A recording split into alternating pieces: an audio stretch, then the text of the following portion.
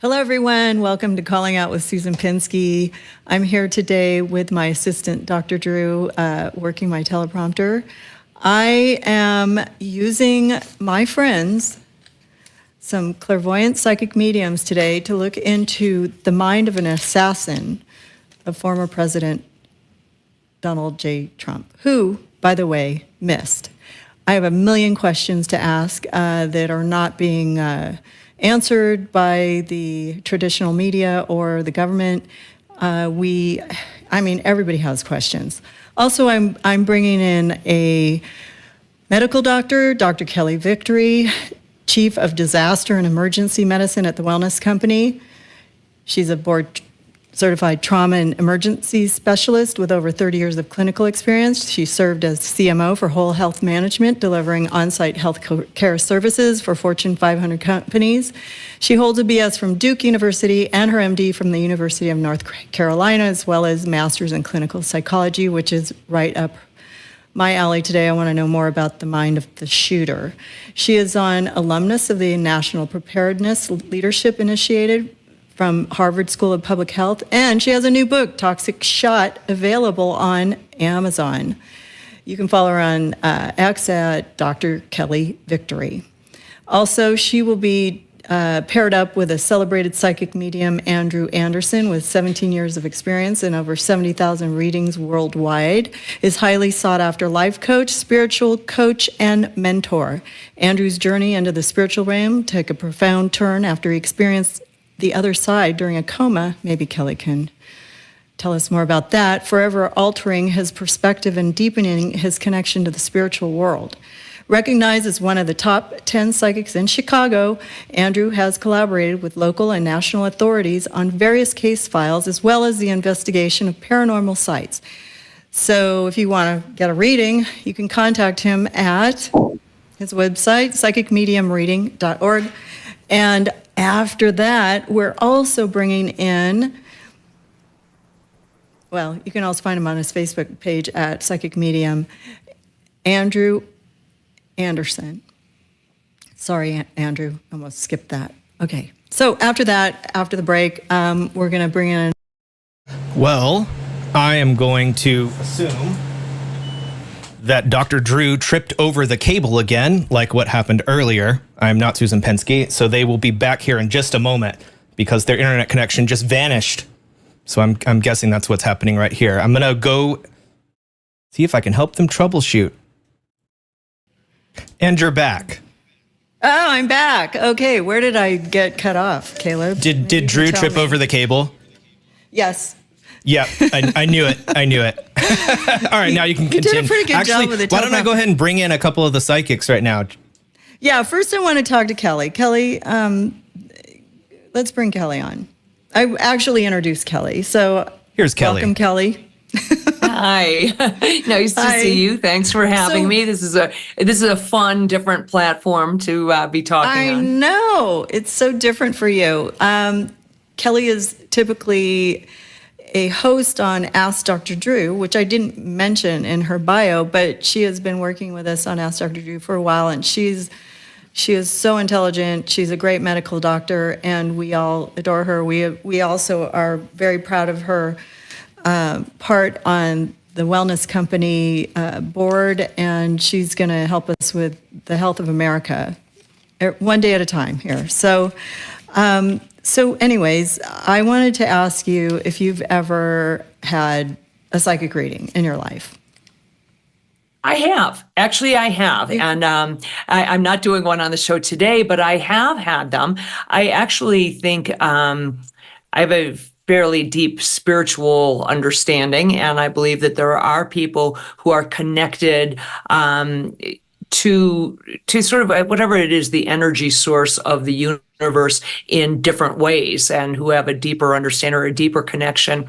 I think that there's an awful lot of fraud out there, and I think there are a lot of charlatans who probably piggyback on it, but I absolutely believe that there is such a thing as people who have very, very deep psychic connections, and there's proof of it. We have too many people. There's things that simply be coincident when people able to come up with answers, and certainly in forensic psychology or forensic psychics, for example, who are very skilled at what they do. So yes, I have done it in the past. There are times when I say, I don't want to know. Ignorance is bliss. Don't Right? tell me what the heck is going. Maybe I just can't handle it right now. Right. But I have. Yeah, I have done it in the past. And I did find a forensic psychic. He's Andrew Anderson. Drew, can you get my questions? So I'm using psychics over the years to get things solved that we can't see every day. No, that's the wrong one, honey bunny. Sorry, you guys have to listen to me. Questions. But anyways, after this horrible, egregious act of assassination attempt towards Trump, I saw that you put up a tweet, and we were wondering, who screwed up? Who let this guy get up on top of this building with a gun? That's it. And how, who is he? He's 20 years old. He's got 2 phones, but nobody knows, where he came from or why he did this. Was somebody else behind it? Did somebody pay him? Who is this deceased shooter? Did he act alone? Why was the Secret Service or sheriff not covering the wide open rooftop? Is anyone in the government lying about the shooter and behind this effort? Why did the sheriff's department not see him? I mean, they had video of him pacing around. And then also, who was on top of the water tower? How did he miss? Was this an act of God or just luck? But there's also the thought that it was some divine intervention, or maybe it's the red mega hat. He just couldn't get the shot because of that hat. But anyways, this is a mentally ill man. You know a lot about the psychology of this stuff. I've done many shows about, these shootings and, why somebody does this, and maybe you can bring some light to that. But first, I'm going to bring in Andrew and see if he can sort of tell us what he's tapped into, because I did send him all these questions, and I've had people on the restream, asking the same questions. We don't trust the government. We know they're never transparent. So we thought maybe we'd let a psychic give us a little bit of an insight. Hi, Andrew. Hi, thanks for Welcome. having me. I'm really, really glad to be here. Nice to be. I love the topic too. We need more of these topics today, especially with the climate in the world, so people can get answers. Because if you're listening to one news channel versus the other, you're going to get different. Everybody knows that you're going to get different messages as to what happened. So getting clarity like this is good, I think. So I appreciate you having me here. So I tuned first into this tell guy everybody. immediately when this Oh, happened.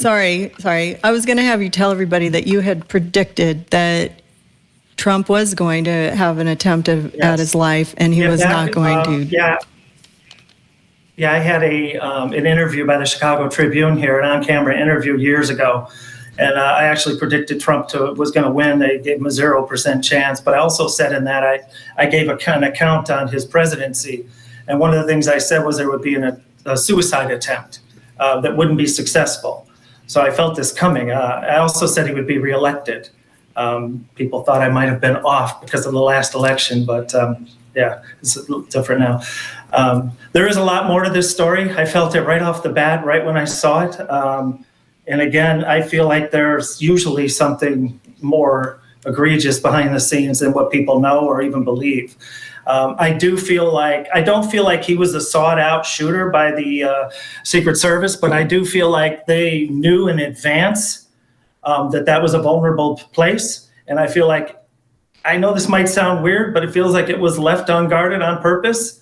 I feel like there was some sort of a message or some sort of hint that there was something going to happen. I don't think they knew who it was. Again, my opinion, my feeling.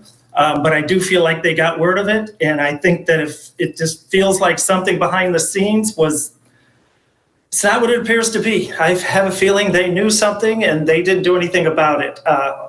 And I think he just missed an act of God, probably. God works in very mysterious ways. but I do feel like there's a lot more to the story than what we were told. So Kelly, do you have any Can I questions? jump in here, Susan? Can I jump in here, Susan? Absolutely. What I would say is that, you, Andrew, you and I are coming perhaps to the same conclusion, but from different avenues. It isn't a feeling from my perspective. One of the things that Susan didn't mention in my bio is that I am a mass casualty and trauma specialist. I've taught an active shooter preparedness and response course for years and have participated in hundreds of site security, site threat assessments as part of that coursework. There is no question on my mind that there's, quote, something else going on here. I do not believe for a minute that this 20-year-old kid acted alone. He was a disenfranchised kid who didn't have the capacity, I don't believe, to do what he did. And he certainly could not have gotten by what should have been the standard protocol layers of protection. You would have to believe in just an absolute, this would have to be incompetence of an Olympic level to believe that the CIA, FBI, Secret Service, and local law enforcement all failed to recognize these points of vulnerability. This is Security 101.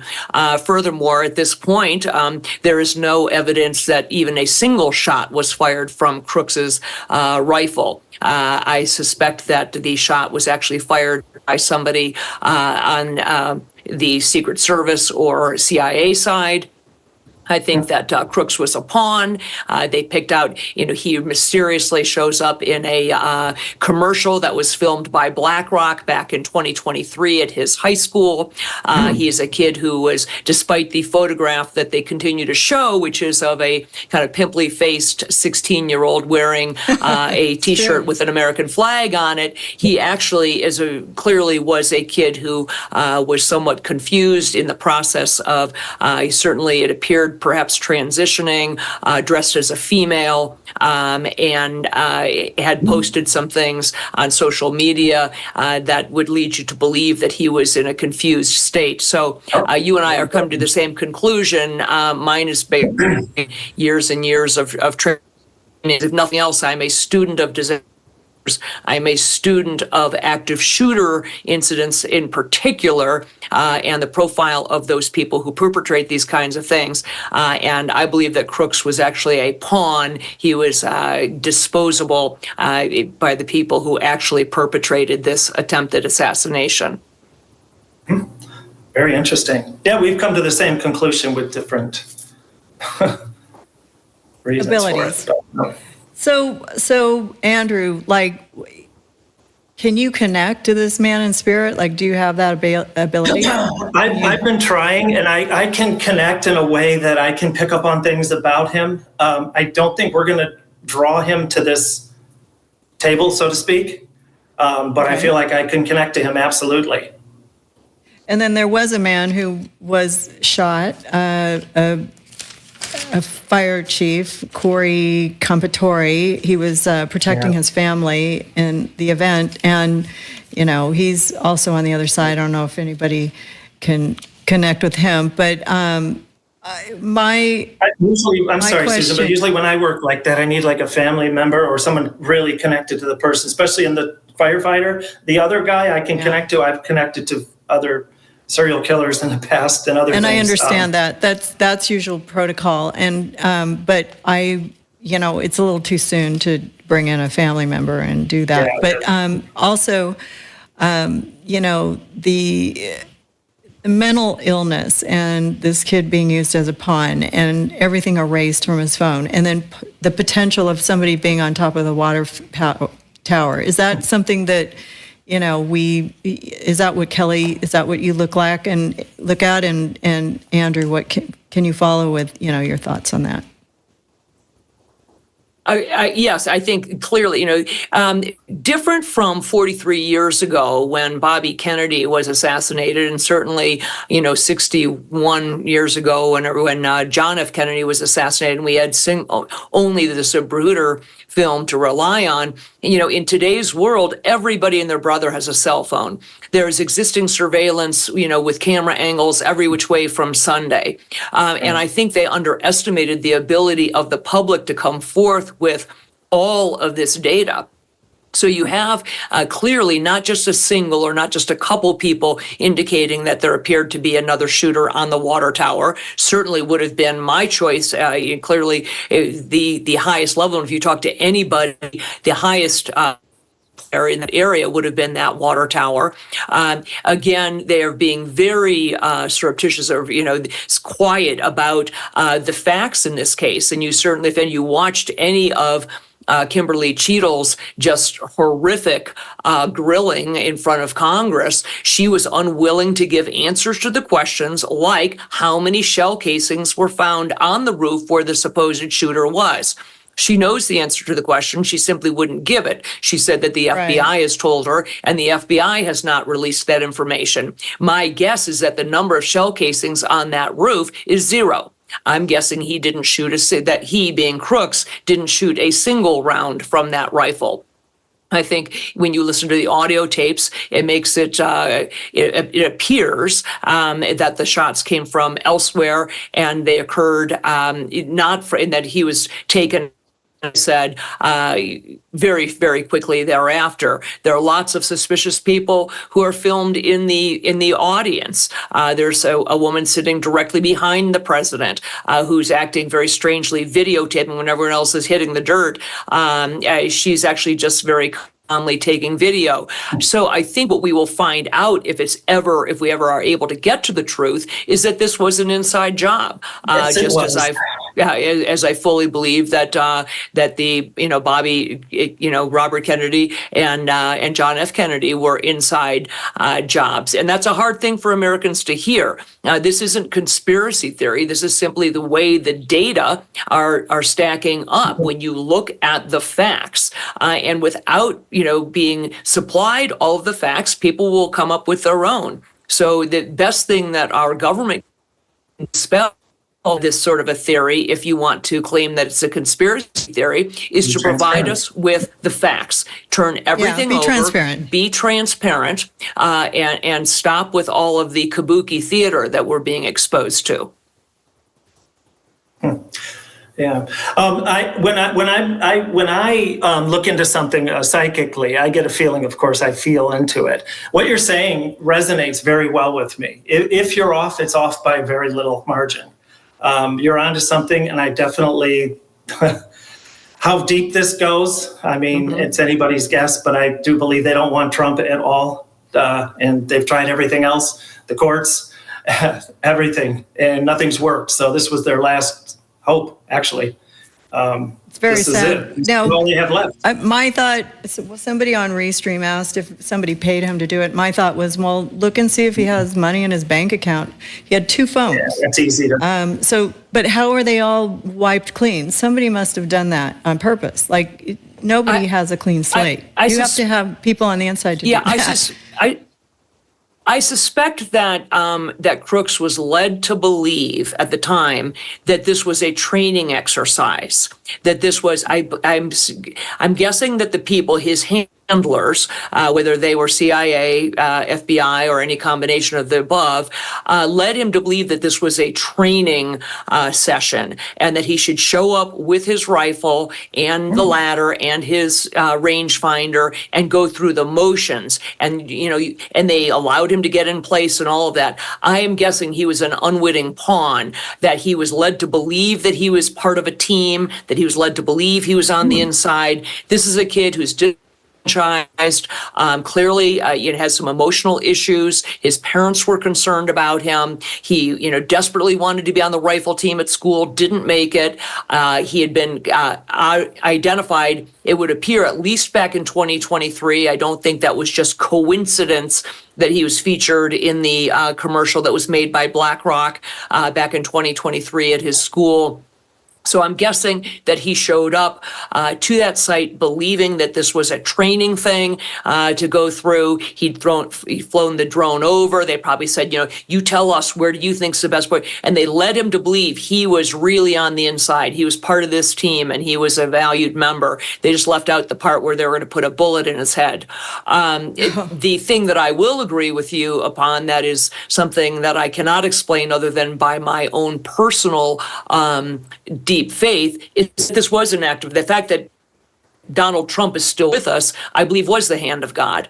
I believe that it just wasn't his time. From the shooting perspective, when you do the 3D modeling and look at the trajectory of that bullet and look at the split second at which Donald Trump turned his head to look at the slides, that, from my perspective, was divine intervention. And I think that until it's your time, it's not your time. Absolutely. So, Just Andrew, like when I was in my coma, it wasn't my time. What's that? Can you look behind what Kelly has said based on her experience and I like what Kelly abilities? said. Oh, I know. She's amazing. But I want you to tell me when you were downloading all this stuff, what was coming to you and how it all correlates. Well, it came to me that they knew something. They knew this. This was their chance. They had this plan from the beginning. I felt that they didn't know the kid, but maybe they did. I felt they knew something was possible here, and they left the place vulnerable. And they left that sloped roof, as they called it, unguarded. And then they show in another picture two snipers on a much more sloped roof, because I guess their excuse was they couldn't have somebody up there because the roof was sloped or something. I haven't heard much about this. I haven't really been following it.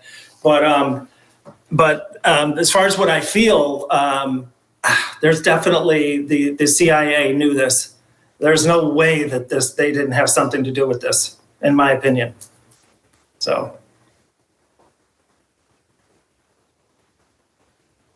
that's who you think was up on the water tower.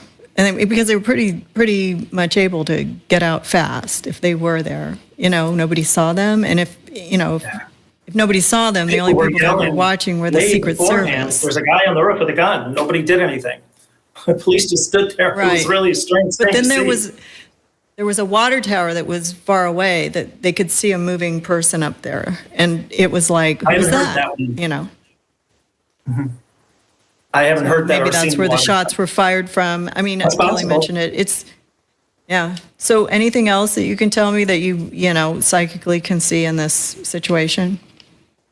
This was obviously a confused boy. I felt like he was bullied at some point, confused about his identity. I felt an evil attachment to him, an evil entity of some sort, kind of a friend of sorts, his imaginary friend, he called him. But it feels like it was something very evil that infiltrated him. And I see this a lot with mass murderers and mass shootings. A lot of them say they have voices. Maybe that's psychological, but I know that it's something else.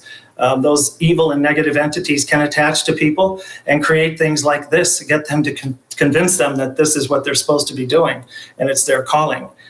This guy thought that this was his debut and he was going to be famous because of this, and he didn't get it. There was no other point in this man's life ever that he was going to be famous. He's infamous now, but so I guess this is why he chose this path. But that I feel more he was guided by something evil, an outside entity. Which, if we're weak-minded, do you think there was drug abuse attached to it? I'm not really feeling that. I feel like this guy had some psychological issues. Obviously, I don't know if it's odd, but obviously to me. I don't really see drugs, though. I can't say it's not possible. Okay. But the guy seemed to be a loner, kind of a wolf in sheep's clothing, angry at the world, very silent, not a lot of friends. And again, I have not read anything about this guy, or I'm not up on him, but this is something I feel about. Right.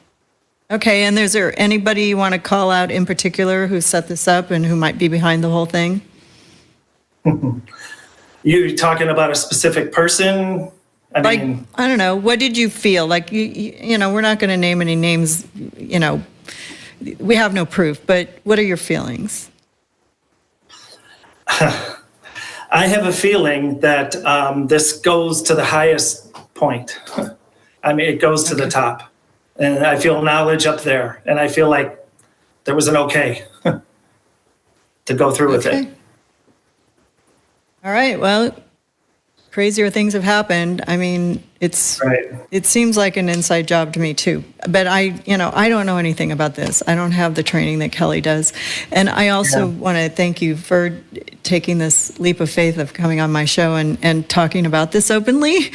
But it is such a pleasure to meet you. And we will have you back. I appreciate your time. Kelly and I are going to segue into what the pandemic did to our youth, and perhaps discuss more of the outcome of the egregious efforts of the government to shut us down and take our lives away and screw up the health of our kids. So, we're going to go into a health segment, sorry, Kaleb cut him off. And also, I want to have a little, before we go to Khalees Simone, we're going to do a little word from our sponsors. Kelly, you would like that. If Drew can set up the teleprompters, we'll be right back. So there's a hormone that lets you know you're full. It's called GLP-1. It coordinates digestion and the signals between your brain and your gut. So if you're trying to lose weight, here's a tip. Highly processed foods make you more hungry because they're digested quickly. But whole foods like Paleo Valley's grass-fed meat products and gelatin have been shown to help you cut back. Autumn Smith, the CEO, who's absolutely adorable, says she uses the bone broth in the waning hours of her intermittent fasting, which I do every day. She says it's okay to do that because it helps her not overeat when she sits down for a meal. Paleo Valley's grass-fed and finished bone broth and chocolate, vanilla, and plain help you eat less. And you can also do the meat sticks. Get yours today at drdrew.com/paleovalley for 15% off your first order. Or make sure you don't run out. Subscribe to save 20%. That's drdrew.com/paleovalley. I have the chocolate bone broth in my coffee every day. Okay, so also I want a big shout out to the Wellness Company because, as I said earlier, Dr. Kelly Victory is a chief of disaster and emergency specialist, alongside my wonderful husband, Dr. Drew, is the chief patient officer. And they both endorse this product line. They have lots of great supplements, but Drew says TWC helps us to be rationally ready for whatever scary health situation you might find yourself in. Many Americans agree and have already ordered one or more of the Wellness Company's emergency medical kits. There are 4 different ones, and each for a different situation you may encounter. The emergency kit, travel emergency kit, contagion kit, first aid kit, all prescribed by a doctor to have on hand. Get access to ivermectin, hydroxychloroquine, antibiotics, Tamiflu, and the EpiPen, which is a Dr. Kelly request. For 10% off all orders at the Wellness Company, go to drdrew.com/TWC. And Kelly, thank you for becoming an addition to the Wellness Company. I heard you're doing a great job. So, and can you tell somebody a little bit about the kit that you put together? Yeah, we have a number of kits, as you just implied, Susan, and all of them. Drew and I have had deep conversations about this. If you had asked me 3 years ago if I thought it was a good idea to allow Americans to access a bunch of medications ahead of time and just have them on hand, I would have said that's crazy. That's absolutely crazy. Now I've done a 180 because of what we've lived through during this pandemic, and I said, you're crazy not to have this on hand, because what happened to us during the pandemic was an unprecedented intrusion of big pharma, pharmacies, the government into the sacrosanct relationship between patients and physicians. And all of a sudden, patients found themselves at the mercy of the system, not able to get in to see a doctor, not able to get into the ER, or God forbid, getting a prescription from a doctor like me. It's true. For something like ivermectin, and having the pharmacist say, no, I won't fill it, or having the hospital say, no, we won't allow it. So I would say at this point, we have put together, and it's Drew and myself and Dr. Peter McCullough, Thorpe, people who were truly titans during the COVID pandemic, have said, here's a group of medications broadly applicable, some antiviral medications, antibiotics, some steroids, things for anaphylaxis, medications to treat nausea and diarrhea, the things you might need if you were traveling or if you were not able to get to a pharmacy. Things that would be good to have on hand if, God forbid, we have another legitimate pandemic of some sort and there's a difficulty getting medications. So I am not preaching fear. I'm not fear-mongering at all. I am preaching what Drew and I have called rational readiness, meaning to look at what we've experienced for the last 4 years and say, I'm not willing to put myself in that position again. And the wellness company has made available a broad group of kits. There are 5 different kits now. Each one contains a little bit different combination of medications. They've got long shelf lives. We allow people to refill the prescriptions. If you end up using one of the medications in the kit, you don't need to buy an entire new kit. You can go back to the wellness company and refill a single prescription, for example. So we've made it as easy as possible for people to be ready, to be prepared, and to not be beholden to the healthcare system in the time of crisis. Amen. Well, she said it, everybody. Now, we're going to bring on Kaleb Simone. She's been a friend of mine for a long time and is an amazing clairvoyant psychic medium. So I'm hoping that our callers that will be getting a reading will be coming in. But hello, Kaleb. How are you? Welcome. I'm good. Hi. Thanks for having me on the show. So I would like you to meet Kelly, and I'd like to talk about the pandemic and how it's affected our youth, our lives, and how, we can move forward and, make a better tomorrow and not believe all the hype or misleading information that we've been given over the years by the government. But Kelly has been working on this subject with me for a long time on Ask Dr. Drew, and we've interviewed, hundreds of great doctors and experts, and we're still finding that we're all still dealing with the aftermath of that. And I know you wanted to talk about Ozempic in the future, but first I wanted to see if we could touch a little on COVID-19 stuff, because you were in New York during the pandemic. You got to see what was going on. And it was terrifying. Yeah, I think terrifying is an understatement of the reality of what we experienced being in Manhattan at the time that COVID was raging. I was fortunate enough to get out of there, I think, probably 10 days into the height of the pandemic. I was booked for an event in a different country, and for some reason, spiritual intervention, took my flight a little early. And as I landed, the lockdown was announced in New York. So those, I'd say 10 to 14 days preceding that famous New York lockdown was pretty hair-raising. Everyone was on edge. Quite a lot of people had already come down with it. And, the way people were talking about it, because there was so little information available, was just that there's a pneumonia going around. People are going into hospital.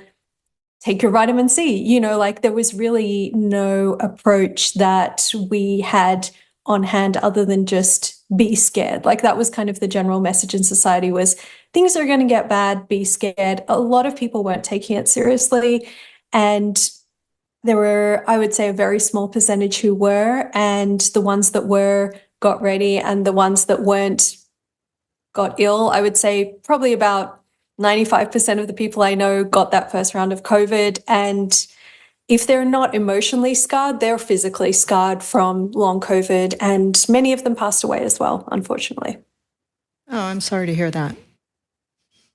But it's been tough. I look at the way that it affected our youth. Kelly and Drew have talked about this a lot, the effect it had on shutting down schools, shutting down businesses, how it, maybe it created the mind of an assassin. I'm just wondering how many more, people we're going to have like that out in the universe that have been traumatized. They were locked in their homes for 2 or 3 years, and they became isolated and or maybe did too many drugs, or we're dealing with the aftermath of that, I think. But Kelly, how do you feel about that? Well, I can tell you for certain that that were harmed during this pandemic debacle, perhaps the worst harms were perpetrated on children. From the very beginning, that they were never at any significant risk it itself, and there was absolutely no reason to have ever shut down schools in the first place, let alone shut down playgrounds or force children to wear masks, or God forbid, foisted an untested mRNA injection upon them.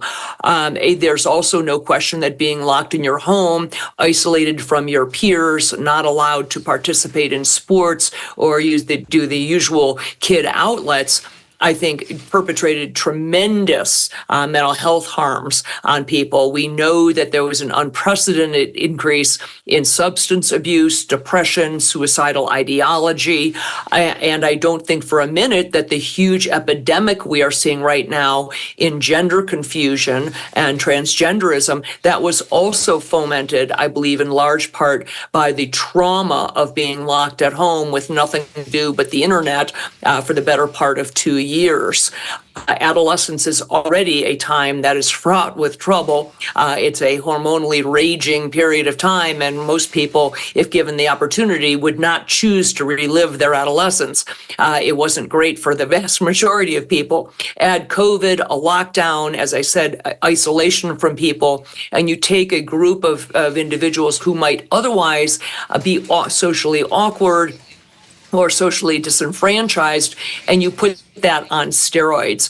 I have no idea if this particular kid, Crooks, was one of the people who was psychologically harmed by the effect of the lockdowns and everything that went along with it, but we certainly have done that. And it's going to take decades, from my perspective as a psychologist, to unwind the harms that were done. We have an entire generation who were toddlers at the time pandemic, who went for 2+ years seeing pretty much everyone around them faceless with a mask covering them.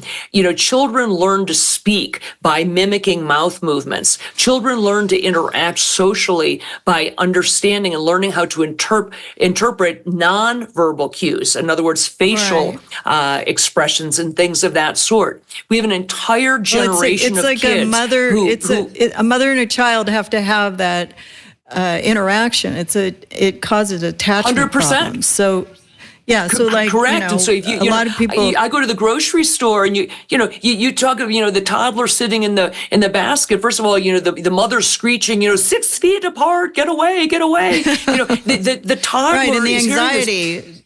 The toddlers hear this and say, apparently other people are scary. I should of others. I mean, this is we don't know. This was a psychological experiment, the likes of which we have never seen as a scientific community, and it's going to take, from my decades to unwind. Decades. So Kaleb, what the outcome of this? Like, you're a psychic medium. What do you predict that we're going to be up against because of this? Like, how is this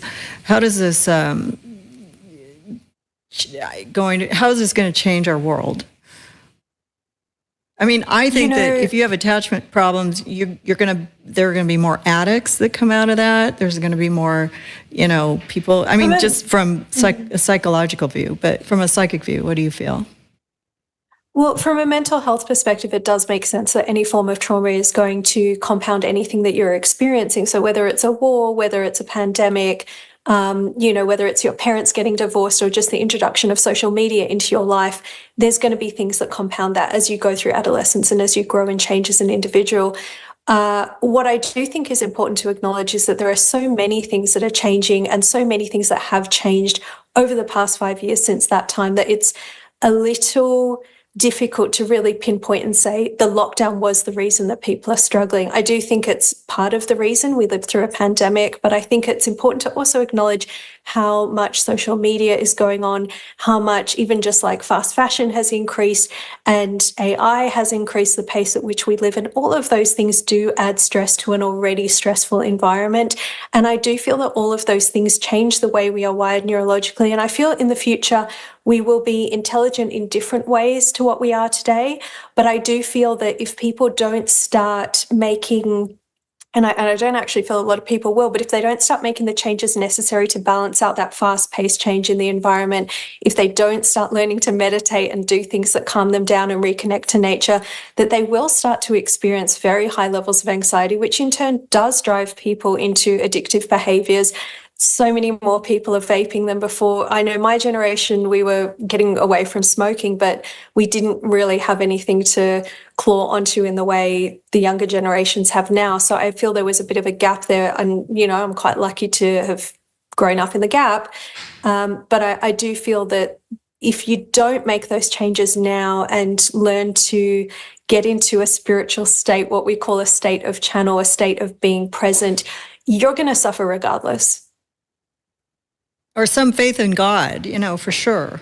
It's faith, yeah. Also, it doesn't matter what religion. It doesn't matter if you're religious or spiritual. Yeah, and we are on a fast pace. This AI thing is taking over our life. Everything you say on the internet, do on the internet, goes up into the cloud. It's all regurgitated. Yeah. It's all coming back, and transhumanism is a thing. It's coming for our future if we're not too careful. But I feel like people give up at a certain point and they just follow like sheeple. It's like we're all just going to believe whatever the government tells us and do whatever they want us to do. And you're crushing the souls of these kids, and they're just going to be aimless followers, like and have a lot of addictions. They're going to get into porn more often. They're going to want to transform their bodies and change, and they think that's the cool thing to do because it feels good. But the mental health issues that have come out of this is just so dramatic. And Kelly and Drew, they predict it all the time. So, but So, anyways, I think that finding a higher power and some kind of committing to being outside your phone a little bit is a good thing, and also reaching out to other people and making sure that you're connected to other people on a regular basis, because that's something that's really important. I'd like to add one more thing though, which I think is not going to be a popular opinion on this show, but it needs to be said. I feel kids have wanted to dress up as the opposite sex for as long as we've been alive. Cross-dressing, transgender, that's not a new thing. The focus on it is a new thing. I don't feel that that's something, and again, this is a psychic. I'm not a doctor. I'm not a politician. I'm not a reporter. But I do feel that, if someone gets pleasure out of putting on a skirt when society says you should wear a pair of pants, psychically, I don't feel that's the issue. There's nothing wrong with that. I feel there are so many other more important things out there to be focusing on at this time. I'm friends with a trans person who I had on the show recently, and she's perfectly fine with her transformation. It was a good choice, but she did therapy for years. She didn't have any surgeries. She's very happy, and it's good for people who believe. I just think that it's starting a little bit young. Okay, if they want to get dressed up, fine. If they want to walk in mommy shoes, can I fine. Jump in? If they want to, can I jump in here too? I'd love to jump in here because I think we're conflating two things. Khalees, I respect completely what you're saying. People have wanted up of time that's part of childhood, relying on different identities. The difference is when you believe it is reality. When I was 3 years old, I announced to my mother that I was a mermaid, but fortunately, she made me get out of the bathtub anyway. She said, "Yeah, that's cute. Now get dressed. You're going to bed." The reason I'm making this segue because I think they are related, and I'm going to date myself here. The premise of the show, if anyone is like me is old enough to remember it, The Twilight Zone, was that reality as you understand it to be isn't real. It isn't, what you see before you isn't real. And it was terrifying, but that was the premise of the show. Everything that is happening right now, we are living in the twilight zone. AI does it. Social media does it. You don't know what is real and what isn't. I've never been on Facebook in my life. I call it fake book because it's not real. The photos that your friends are posting of their beautiful lunch and their beautiful family and their beautiful vacation and their beautiful job, who knows if it's real? What you are hearing from our government, who knows what's real? We don't even know if the guy parading as Joe Biden right now is actually Joe Biden or if it's somebody with a mask. We don't know what's real. We are living in the twilight zone. And the issue for me with the transgender side of things is it's one thing to dress up and play at it. It's something else to believe that the new reality is that you are actually the other sex, or you are actually a cat, or a whatever it is you think, a tree, whatever it is you've decided that you, quote, identify as. Reality is not fungible. Reality has got to be concrete. Otherwise, we are living in the twilight zone. Nothing is real. You cannot count on anything. And what resonates with me about one of the things you said, Kaleb, is that grounding, the idea of putting down the things that aren't real, the things that are shoving, confusing messages in your face, whether it's your iPhone or your friends or social media, whatever it is. Walking on the ground, there's a reason we call it grounding, because it is real. It puts you back in control, back in physical contact with that is immutable, the earth, something that is very solid and stable. It allows you to reset actual reality and learn to trust your eyes again. People are being just lambasted every day. We are being just pummeled with things that are reality. You believe them, you buy into them, they affect us. We have a group of people, our society is more lonely, more depressed, more insomniac, more drug dependent than ever before at a time when we supposedly have all of this social connectivity. Because the social connectivity is fake. It is a false substitute for real connectivity. And until we get our arms around that, and until we start exploding the idea that false reality is what's killing us, we are going to be living in the twilight zone.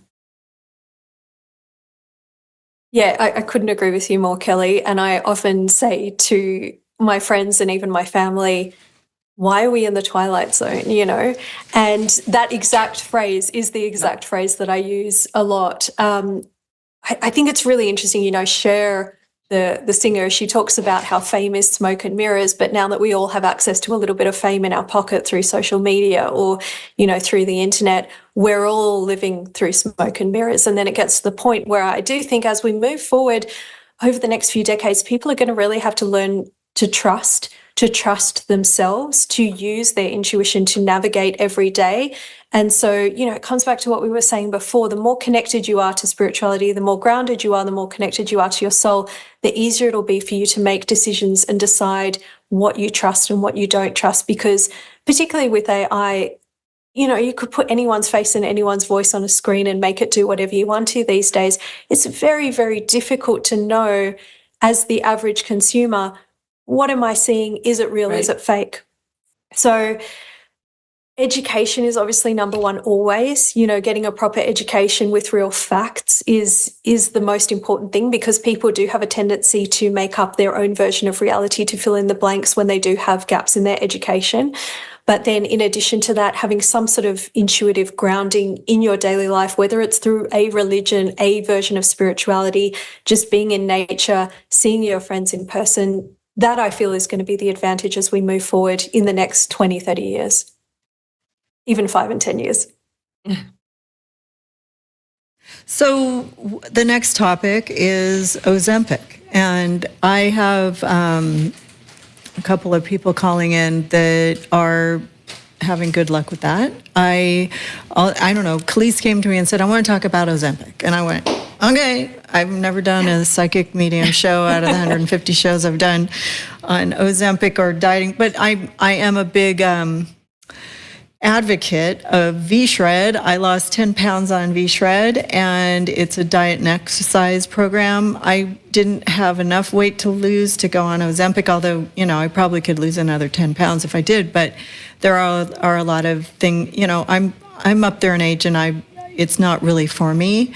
But some people have had great success from it, and I don't know. Kaleb wanted to talk about the future, so you have a choice. We can bring somebody on. You can start a psychic reading, and then just discuss it, or if you can discuss it first, and then we can let Kelly go, and you can read our guests. I'm going to let you. I think we should discuss it first. It's important. Yes. No, I think it's important to acknowledge that Kelly is a medical doctor here. I'm a psychic medium. There's a very big difference. Maybe one day in the future I might get qualified as a medical doctor as well, but that's a long way off. So perhaps if we discuss it in general, I was excited to talk about this because so many people I know are on it. It's such a hot topic at the moment. It has been for the past couple of years. And there's just so much we don't know. So I thought, wow, that's a really good one as a psychic to look into, to talk about, because there is a potential huge upside and a potential huge downside, but how far do each of those extend? Kelly, you must have seen patients or seen people that are on it and had success and side effects. Is that correct?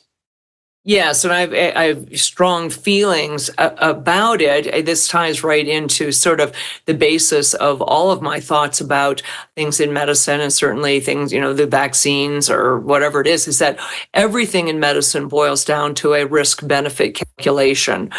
Ozempic is a group of one of a group of drugs called GLP-1 agonists. It's a drug that fundamentally helps to make you feel more full, so that you don't eat as much. There's no question that obesity is a tremendous problem in our society. It is the driver of probably 80% of all chronic medical conditions, including things like obesity and diabetes and kidney disease, osteoarthritis, are driven by obesity. And certainly there's an entire industry around drugs and products and programs to address obesity. My issue with it is that it is not without significant side effects, very serious side effects. So when you get to that risk-benefit calculation, if you're that person who is 100 pounds over, really risking cardiovascular disease, diabetes, and all of the things that go along with it, then that's the group of people, in my estimation, for which that drug was intended. It was not intended for the vain women who have 5 or 10 pounds to lose and say, hey, this is way easier than actually being hungry and going to the gym and cutting back and actually having only 1 glass of wine instead of 3, or foregoing, cocktails 5 days a week. Wait, that's what cocaine is for, Kelly. Yeah, exactly. Right. Or cigarette. I mean, why do you think that so many women, I hate to say it, ballet dancers and people who are very, very thin, many of them abuse things like nicotine patches or Nicorette gum, or actually smoke cigarettes, despite the fact that they are really good athletes. It's to control their weight. And so it is, Wegovy and Ozempic and those drugs have the great potential to help people who have significant amount of weight to lose, because it is in that risk-benefit calculation. They can take the risk of some of the severe side effects of those, including things like gastroparesis, where your entire gut shuts down and you end up needing a feeding tube, pancreatitis, lots of other serious side effects. And I think that for the rest of people who are, 10 or 15 pounds overweight or 20 pounds overweight, who really need just to develop a healthier relationship with food, a more controlled way of eating and drinking, perhaps increasing their physical activity, those aren't the people for whom I think that the risk is worth it. And I think we're going to start to see some bad side effects in people who could have really benefited just from some better diet control and increased workouts. Kelly, I think you're I think psychic. it's Some it's doctors are. important. So Yeah. Oh, you're dealing with patients all day, and you have to figure out what's wrong with them when they can only articulate a certain percentage of what they're actually experiencing. So I do feel a lot of people in the medical industry have a strong intuition and a strong psychic ability, whether it's acknowledged or not. Kelly, I think it's also important to acknowledge that things like semaglutide, tirzepatide, they're often called a medicine, but it's actually a hormone that people are injecting into themselves. And I think when it's pointed out that these are hormones, we start to think of them a little differently, and we start to really acknowledge that there is a little bit of biohacking going on when you start adding and subtracting extra hormones into your body. And I think perhaps if maybe that was mentioned a little bit more, people may take more time to consider whether or not they're starting on this treatment. No, I think it's a good point. What you're getting to is what we call informed consent. And that has been sorely lacking recently. It certainly was during the entire COVID pandemic. The idea of telling people what exactly it is, and what I've seen from the vast majority of patients who I know, and this includes friends and family members who have been prescribed Ozempic or one of that class of drugs by somebody. I have never prescribed it in my life. But the people I talk to are not aware of the serious side effects. The only bad side effects that are mentioned to them are, some people have nausea, or some people get diarrhea, so those sorts of things. People haven't explained to them, number one, that this is a hormone, that you are significantly manipulating how your body is going to metabolize, or how your brain is going to even perceive whether or not you are full. And that if you have one of these serious side effects, like pancreatitis, which is potentially fatal, by the way, or gastroparesis, which doesn't always go away, there are people who end up with a feeding tube for prolonged periods of time because their gut shuts down. They somehow manage to leave that out, just as people did not receive, I don't believe, fully informed consent or anything even that's so resembling painful too. it. And dangerous. No kidding. You can Exactly. die from that, right? That's 100%. 100%. No, so I think what you're getting at, Kalisa, is the lack of informed consent. And again, it's the nature of humans. Everyone wants the quick fix. Everyone wants an I happen to enjoy working out, but I have lots of friends who would say, oh my God, if somebody would just come up with a pill that I could take every day so I could be thin and well, they did. flexible and have, good muscle mass and never have to go to the gym, I would take that pill. And I certainly wish somebody would come up with, well, the muscle mass is a big brownies part that of taste it. like the real thing. Now that you've mentioned it, I've heard that you lose a lot of muscle on the Ozempic. Can you work out? Can you use weights and weightlift and? Yeah, so what you see, for example, there's an entire thing now that people call Ozempic butt, which is because you lose so much, not only fat, but also muscle mass, that people's clothes just don't look that attractive. They lose weight, but they have no definition to their anymore. There's a new and then you entity get called saggy Ozempic too, face. because everything goes away. Yeah, exactly. Where people lose too much subcutaneous fat. So again, I am not saying that it isn't appropriate for some people. I'm simply saying that if you needed to lose 20 pounds and I recommended a stomach stapling for you and took you to the operating room and did that, I would lose my license. Yeah. I would lose my medical license. I think this sounds better than stomach stapling too. It sounds better, and guess who's making a lot of money on it? The pharmaceutical companies. Okay, big pharma's making huge money on this. They are not being forthright about the potential complications. Right, there's no informed consent. There's no informed. Shocking. Consent, and it's not an appropriate intervention for somebody who's got a relatively small amount of weight to lose. That's it. That's my psychic reading. I didn't want to cut you off. I'll let you take it, Kalise. You can have the final word, and then we'll bring on Of course, I tuned in because I was just really curious and wanted to see what the future held. Because, as I said, I've seen people have so much, like, it's just transformed their lives, some of the people that have taken it that I know, and it's brought back a lot of the joy that they had lost just, for other reasons. I wanted to really see, like, okay, what's the deal here? What's going on? And I know that surgery keeps coming up as a more popular option with a lot of weight loss clinics. And, it's important to acknowledge what Dr. Kelly was saying, that there's a situation where you may be considered obese or morbidly obese versus just overweight. And those are two very different types of patients that require very different types of treatment. My friends who are taking it fall into both categories. Some of them are taking it because they want to look good, and some of them are taking it because they actually medically need to. And both of them are having side effects, and both of them are having weight loss. So I do want to just start by saying it seems like a very personal decision. Everybody's going to react to it differently in terms of side effects. And what's being popularly thrown around is that there's drugs that have side effects, and then there's drugs that don't work. So, I looked into the future of this and I saw so many things. I'll try and just give you a brief rundown. There were no limbs falling off, nothing too crazy, no one growing a second pair of ears or anything fun like that.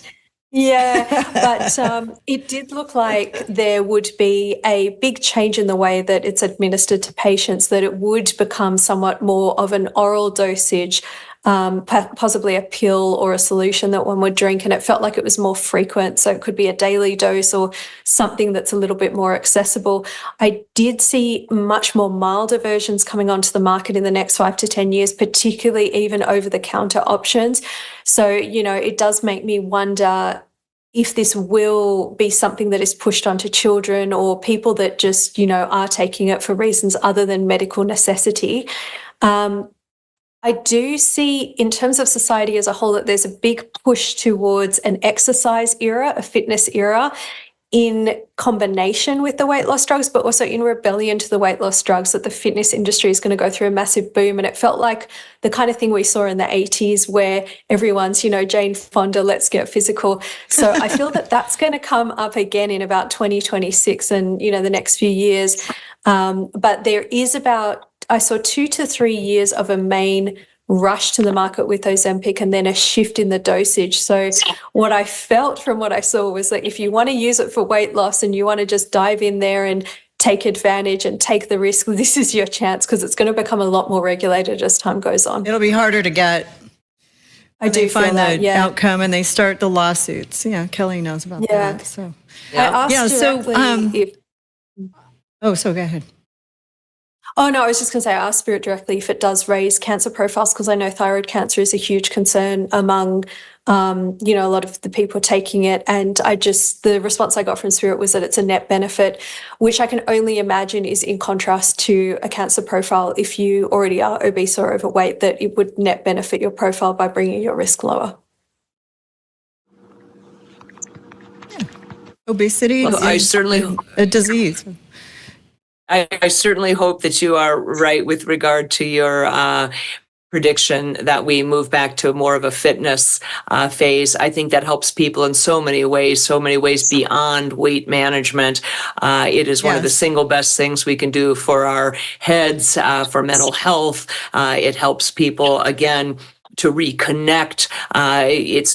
People tend to put down their social media when they're exercising. That's the good news. It's hard to be on Facebook while you're doing jujitsu or shadow boxing or whatever it is you choose to do. I love my V-shred, everybody. I'm going to tell you.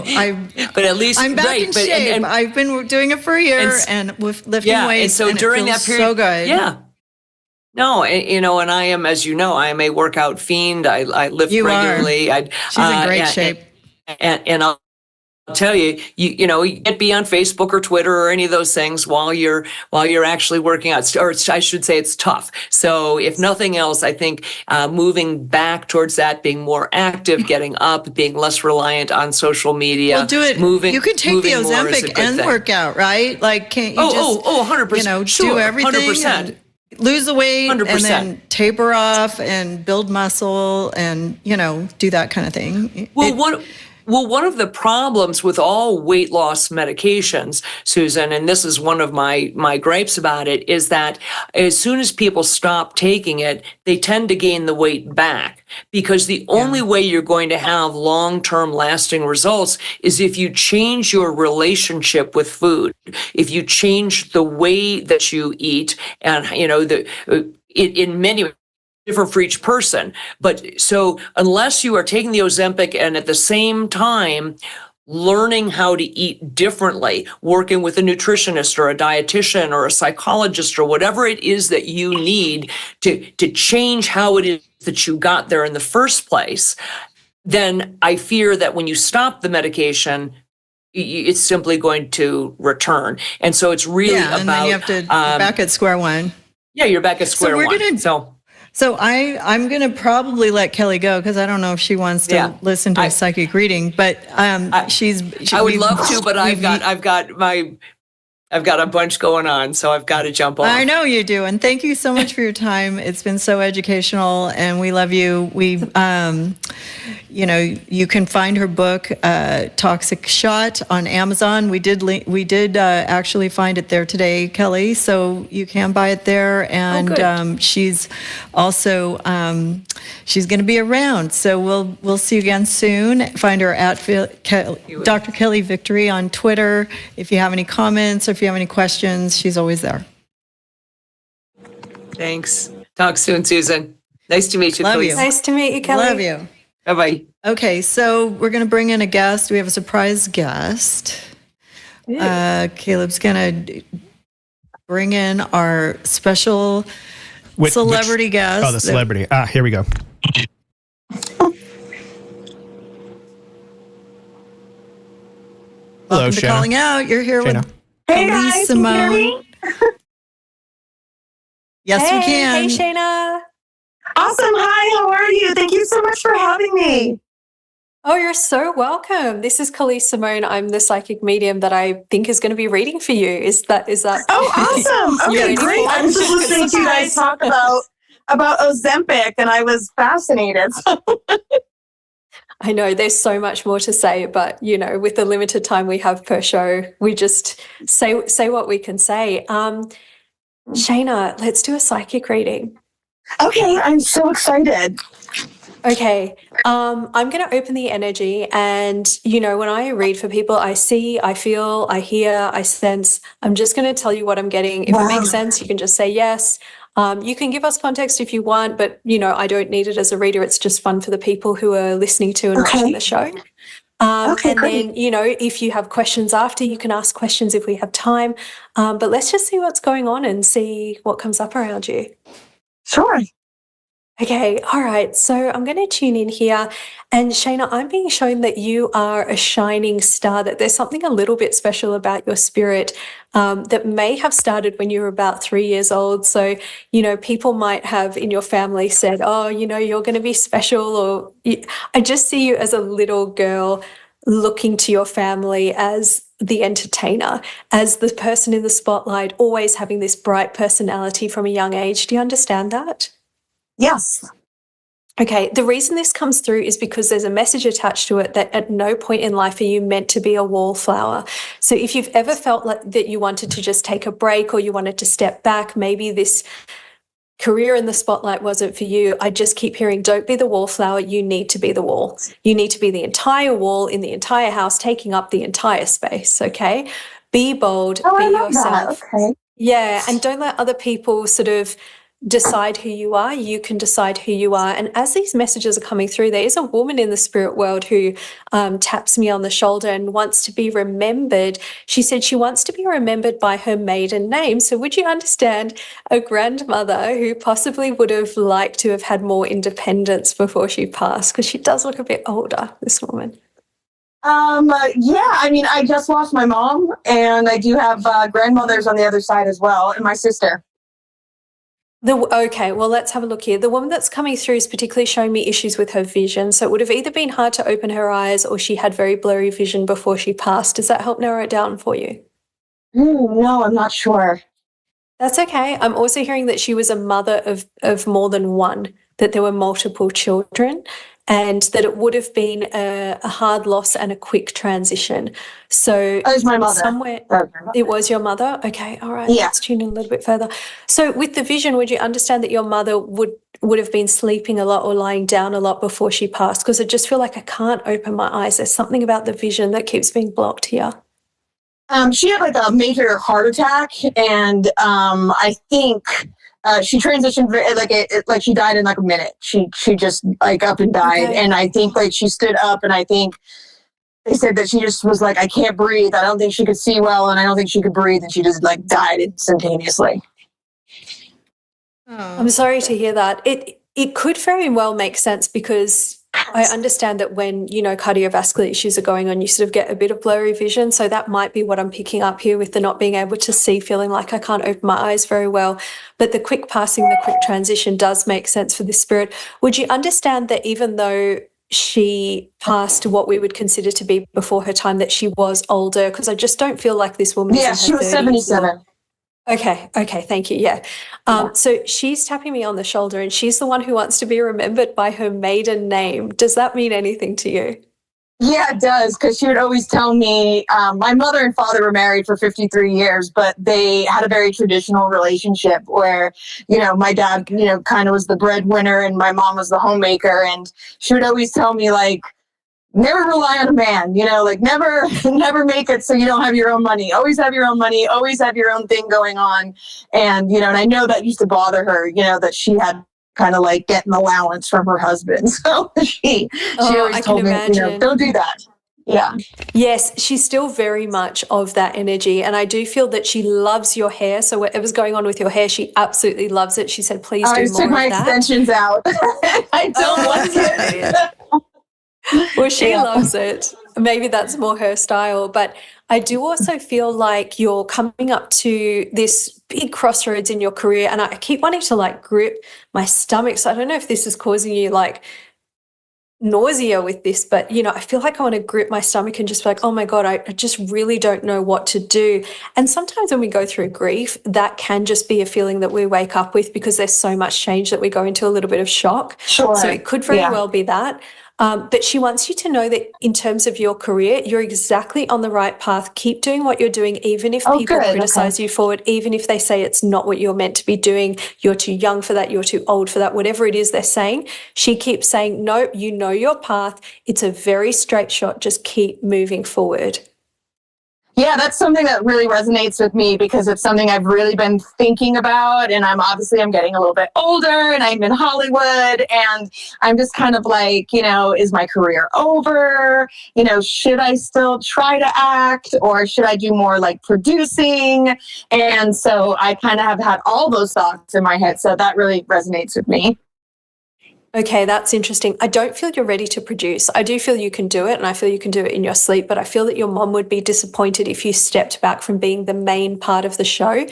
At the very least, you could host or you could MC, but I feel as though you need to keep acting and you need to keep pushing your marketability, because she keeps showing me that there's a market for you.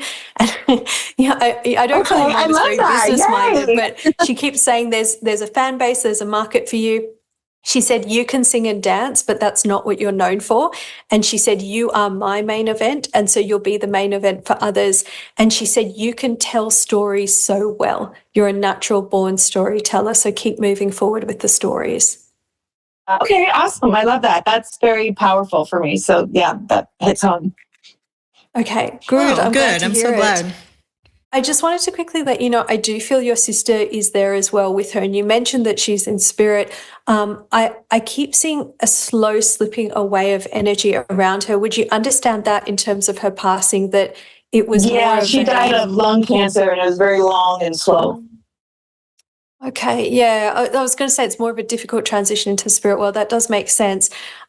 She has been by your side since day one, is what I'm being shown. And I feel your sister is working with you as your guardian angel. Keep an eye out for things like birds, feathers, nature, angel symbols. Yeah, I get dragonflies and butterflies, and her big thing was butterflies, and I see giant ones in my backyard like all the time.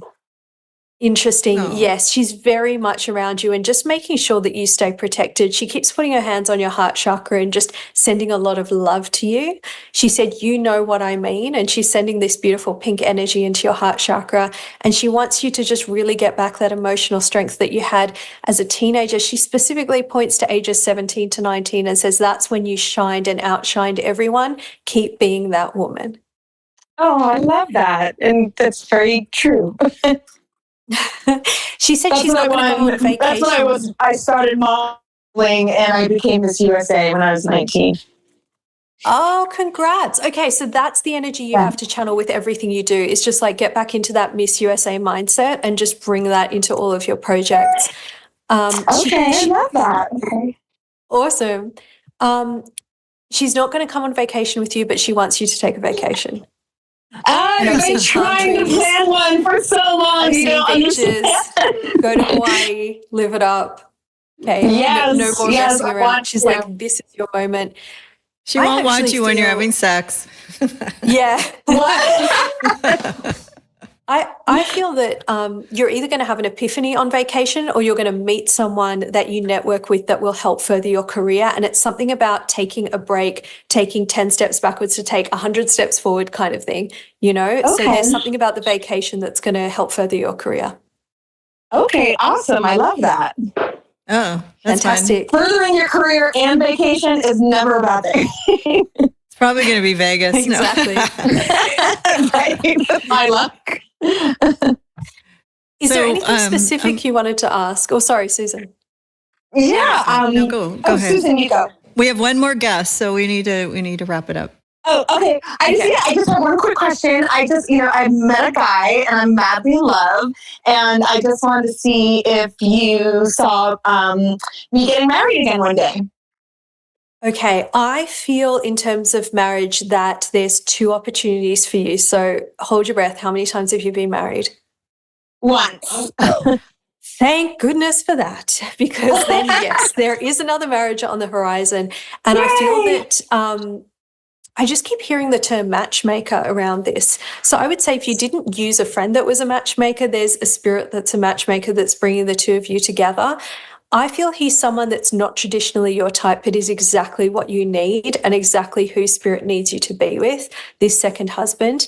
The man you're with at the moment is bringing a lot of light into your life and has the most stable energy I have seen in all the partners around you. So I am a big fan of his. I do feel that you should keep getting to know him. And it's so funny, your mom said there's plenty of money in the bank this time around. So if the last husband didn't bring money to the table, this one certainly will. Yes, that is very true. There's a man in your future that will treat you like a princess and basically give you the life that you may have dreamed of, but your mother never had, is what keeps coming through. Wow, okay. It'll be a beautiful marriage, and it feels as though it's there's a lot more determination to make it work.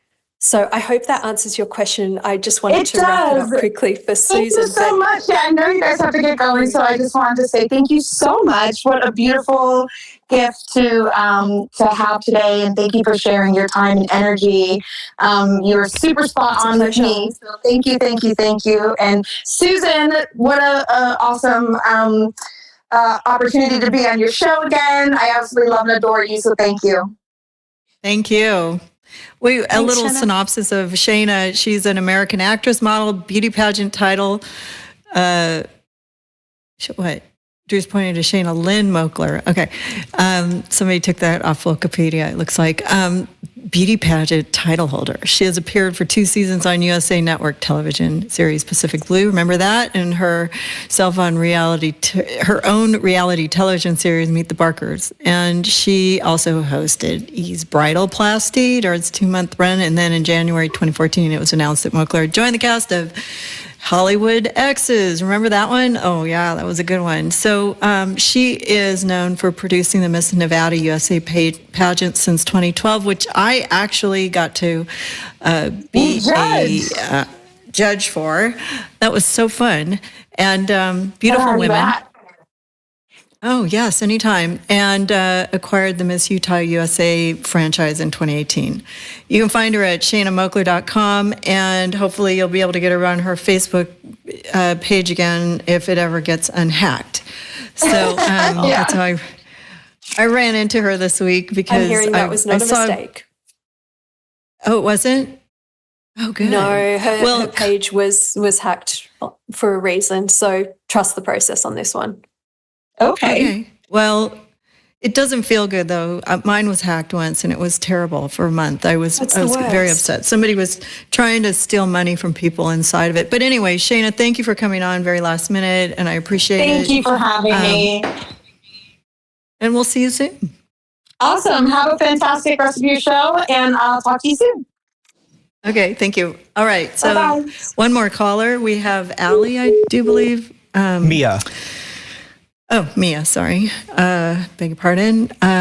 She has, I want to get some specific questions from her for you. And hi, Mia, how are you? Welcome. Hi, thank you. Do you have some specific questions for Kaleb that you'd like to address? Not particularly, just whatever she feels, I'm open. Okay. Of course, right. yeah. Hi, Mia, and thank you so much for being patient. I do feel that in terms of love, and this is such a big message to start off the reading and the connection here, but I keep hearing that this is your biggest year yet. And I feel that you've had a lot of really tough years, hardworking years, and that this is the year where things turn a corner for you, particularly in the middle of the year. So hopefully you've already started to experience that, particularly in terms of money and business. I'm being shown that 2025 is a year where you finally feel like you can relax in your life and in the trajectory of where things are going. I do feel that it's important that you take care of others in this life and that you'll receive the biggest lessons and the biggest learnings from mentoring. So anything where you can be in a motherly role, a mentoring role, a caring role, that's where you're going to feel the most fulfilled. And it may not be what on paper people consider to be successful in this day and age, but as we all know who have done those roles, it is one of the most gratifying things you can do. I'm being shown that you have a natural business entrepreneurial spirit within you and that has to be taken care of. You have to go out there and do business in this life. And if you're already doing business, do more.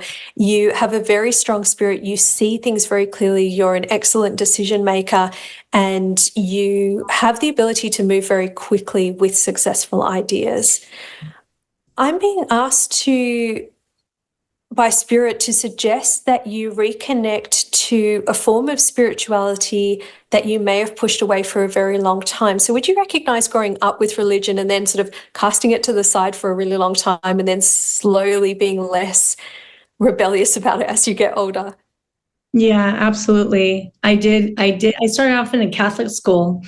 And then when I moved, I had parents were divorced. So I moved with my mother and then I turned into Christian background because all my friends went to the specific church. So I belonged with them. And then I just kept going with that until I'd say pandemic is what separated me from church.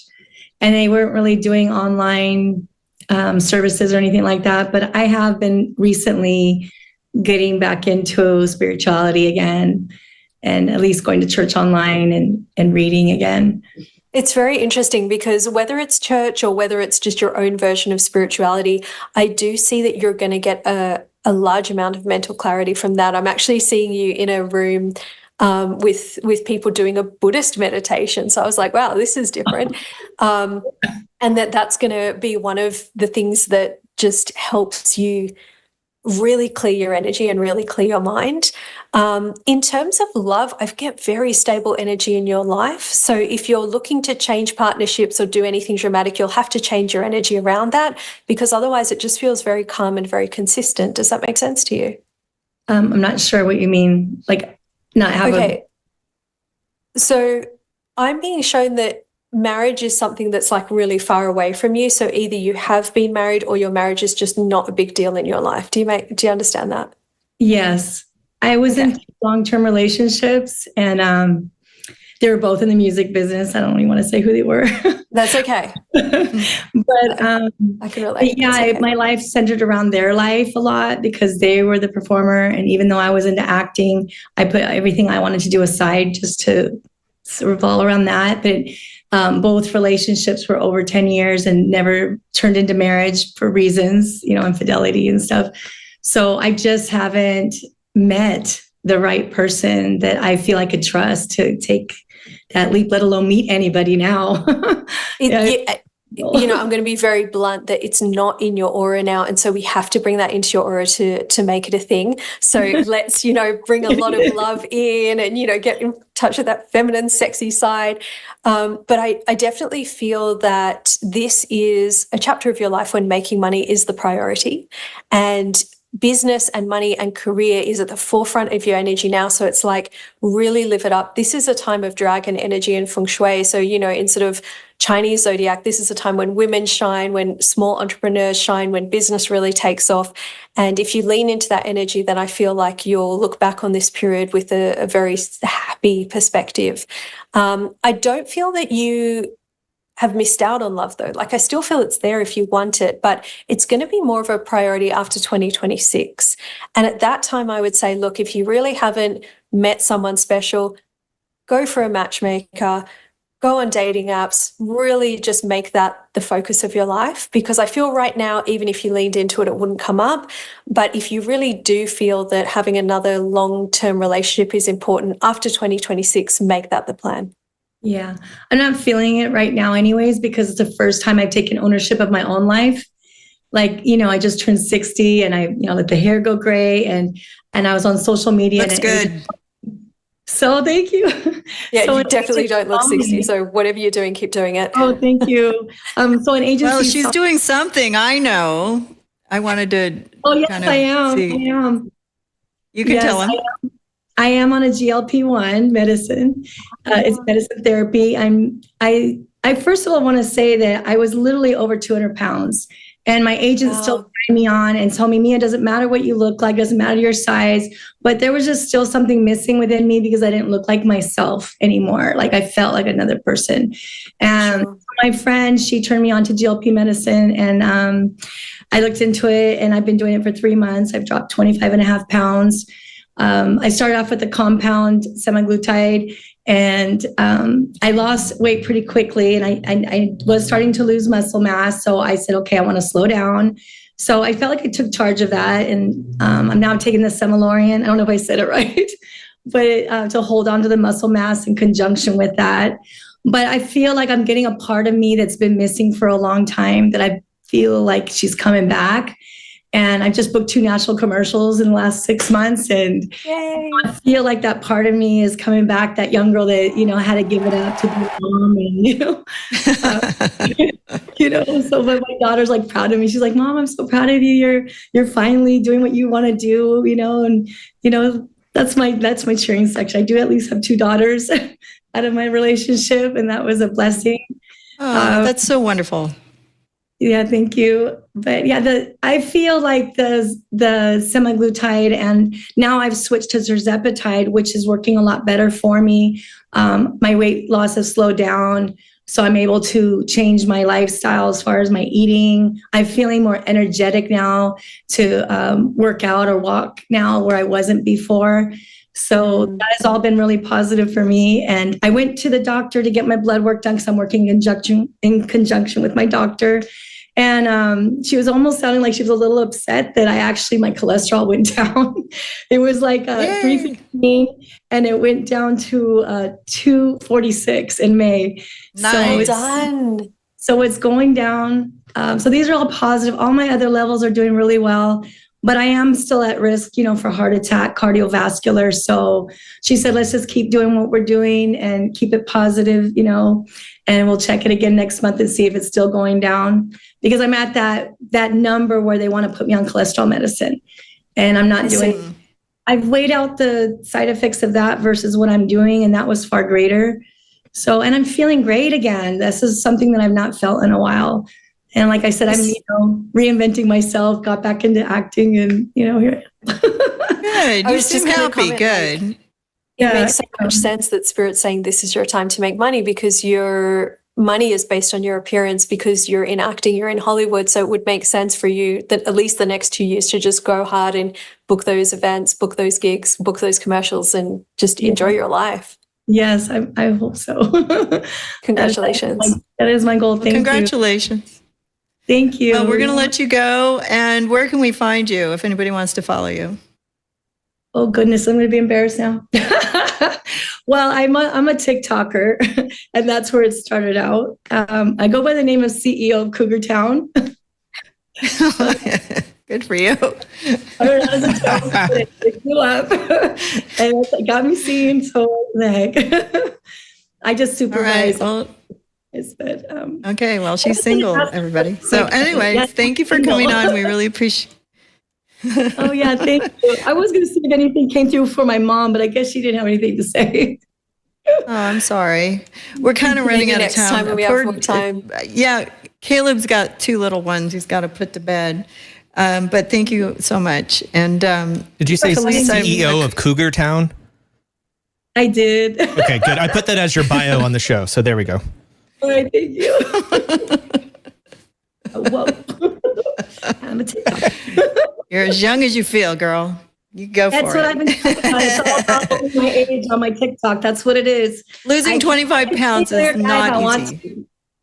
Yeah, I just put it out there. Like, who said I can't dance on TikTok? Who said I have to date people my age? I can do whatever I want, younger, older, whatever I want to do. I'm just owning my life, and it's my turn this time. So thank you, Kaleb. You go, girl. That's it. Awesome. It is my time. Thank you for sharing. Thank you for having me. So we had a question on Rumble for Kaleb. Can the spirit leave the body before officially passing to visit their loved ones in their dreams? Yes, absolutely. Do you want more detail, or just are we doing fire round questions, or are we doing detailed questions? That was the only question I got. Everybody else is just like sort of confused what the show is. So. That's all right. We don't know. Can spirit leave the body before officially passing to visit their loved ones in their dreams? I always feel like there's 4 questions in here. So basically, the spirit can leave the body anytime while you're still alive to go and visit the spirit world and then come back. But we don't actually sever the connection to the physical body until it's time to pass. And even then, we can sever that connection and pass before our physical body stops functioning. So there's a lot of, even with near-death experiences, but there's a lot of reports of people who are in the spirit world that come back in mediumship and say, oh yeah, I saw them trying to perform CPR on me. I felt like I was watching from the ceiling or from the next room. So the spirit generally does leave. And I believe that that's to avoid feeling any pain at the time of death, because a lot of the time when we pass, it is pretty painful unless we're on some kind of medicine to mask that. So, I do feel a lot of the time that's actually what happens, that we leave before we pass.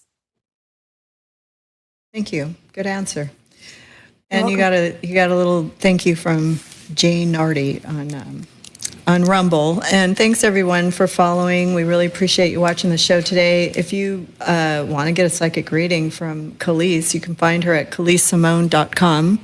And she's also doing a workshop. Do you want to tell everybody about your workshop coming up on August 14th?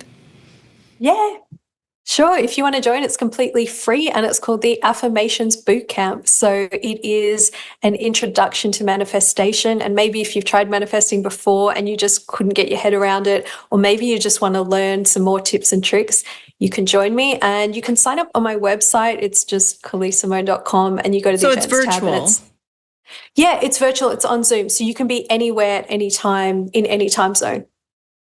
Oh, good. It's going to be that sounds great. Sort of this we all need to time of day. manifest something good for the future.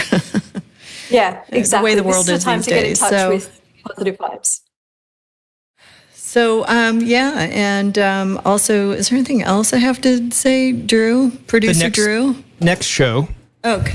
Yeah, remind people the next show is coming up August 1st at 3 p.m. Pacific. That's next week, right? Yeah, 1 week from I now. poop out at the end. Have you figured out what that show's about? Okay, the next show. I think that's the transhumanism expert, I believe. No. That's not. We're gonna have a comedian by the name of Zhao Ying. Oh my gosh! Oh, the funniest! Oh, you guys are in for a treat. She's funniest. Psychic Rebel She's Colby. cool. I don't know. Maybe we'll bring Kaleb too. I don't know. we're then the next week is going to be a guy named. I want Kaleb to tell me if she's a communist operative for the Chinese government. I'm increasingly Zhao Ying? convinced. Oh my God, I would not be surprised. I think she's even admitted it herself several times on social media. We wouldn't even have to I ask. accused her of it, and she said, "Yep, I am." I went, "Okay, well, that's hiding in plain sight. Way to go." Exactly. She's still my friend. I would love to read for her, but I don't want to stand on your production schedule. Yeah, and also on the 8th, we're going to have Rebecca Fearing back. She wants to talk about the metaverse and transhumanism. We have a transhumanism expert coming in to do that show. Is Zhao Yun coming into the home studio? Yeah, we're going to have Zhao Ying in person, so you'll get to see her again in all her loveliness. Oh, boy. I think she was like really a likes Miss her. China or something at some point. She's a Yes, big famous. yes. We have all these beauty queens. Yeah. We should probably bring Yes, Shanna she was. Moakler in with her at the same time. Oh, that'd be fun. Huh? I bet they Well, like each other. Kaleb was telling you that there's something going on with, or was it Kaleb? Think you were one that said it. There's something going on with Shanna, that the connection through Facebook was meaningful, not just for this, Yeah. but like bigger meaningful. Yeah, because I haven't talked to Shana in a really long time. She was on my show several times over the years on Calling Out with Susan Pinsky. I also, was a judge at her Miss Nevada pageant, which she still does. I don't know if I did a very good job because she didn't have me come back, but I don't know. I'd do it again. And she's been a friend for a long time. But I also saw that she was hacked on Facebook. And You two could probably do a great product line of something. Yeah, I also got hacked on Kaleb, Facebook. tell me that's not Hopefully true. I'll get her out of that. So There's always I called her. a I said, I think I know business in somebody can everything. do it. And she's like, okay. Right. help That's me. what it feels like to me. So with any luck, it happened. But you know what? Here's the other thing. When you lose Facebook and you get it back, you appreciate it more.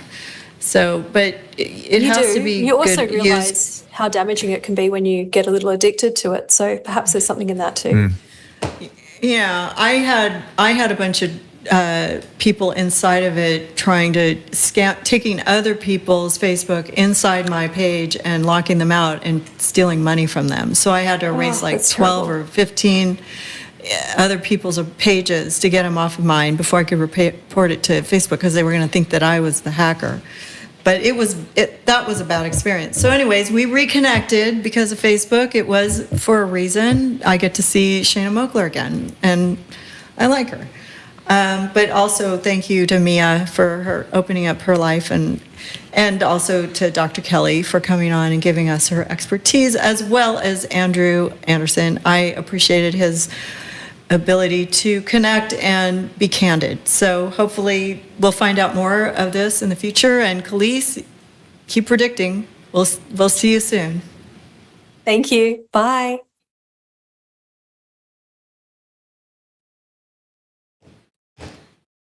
Are you signing out? Sailer